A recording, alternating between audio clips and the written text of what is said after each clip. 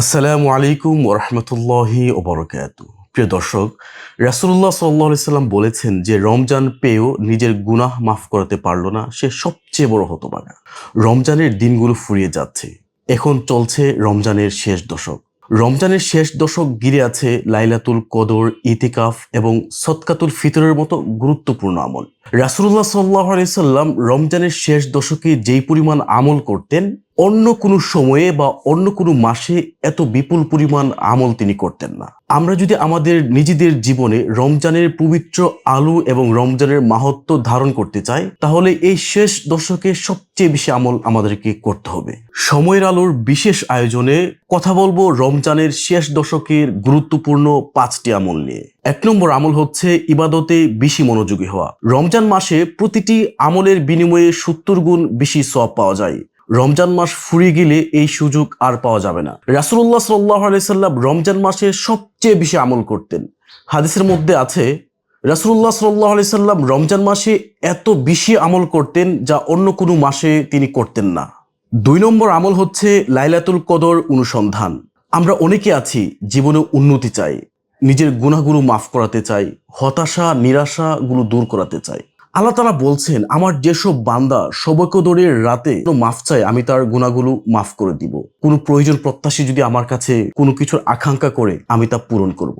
রাসূলুল্লাহ সাল্লাল্লাহু আলাইহি সাল্লাম বলেছেন, রমজানের শেষ দশকে তোমরা বেজুর রাতে শবে কদরের তালাশ করো। এই রাতে আমরা যদি আমাদের মনের কথাগুলো, কষ্টের কথাগুলো, বেদনার কথাগুলো, আশা আকাঙ্ক্ষার কথাগুলো আল্লাহ তাআলাকে মন খুলে প্রাণ খুলে বলতে পারি, তাহলে আল্লাহ তাআলা আমাদের ডাকে সাড়া দিবেন, আমাদের গুনাহগুলো মাফ করবেন, আমাদের স্বপ্নগুলো পূরণ করে দিবেন ইনশাআল্লাহ। 3 নম্বর আমল হচ্ছে রাত জেগে ইবাদত করা। রাসূলুল্লাহ সাল্লাল্লাহু আলাইহি সাল্লাম রমজানের প্রতিটি রাত জেগে ইবাদত করতেন। বিশেষ করে উনি রমজানের শেষ দশকে বেশি পরিমাণে ইবাদত করতেন। তিনি নিজে ইবাদত করার পাশাপাশি পরিবারের সদস্যদেরকে জাগিয়ে তুলতেন এবং সাহাবীদেরকে এই রমজানের শেষ দশকে বেশি পরিমাণে আমল করার জন্য তাগিদ দিতেন। হাদিসে আছে, যখন শেষ দশক আসতো তখন রাসূলুল্লাহ সাল্লাল্লাহু আলাইহি সাল্লাম নিজে রাত জেগে ইবাদত আমল করতেন, পরিবারদেরকে জাগিয়ে দিতেন এবং সাহাবীদেরকেও এ ব্যাপারে তাগিদ করতেন। শেষ দশকের 4 নম্বর আমল হচ্ছে ইতিকাফ করা। যে আল্লাহকে পেতে চায় তার জন্য সবচেয়ে আবশ্যকীয় আমল হচ্ছে ইতিকাফ করা। ইতিকাফের মাধ্যমে আল্লাহ তাআলার খুব কাছাকাছি পৌঁছা যায়, আল্লাহ তাআলার সান্নিধ্যে থাকা যায়।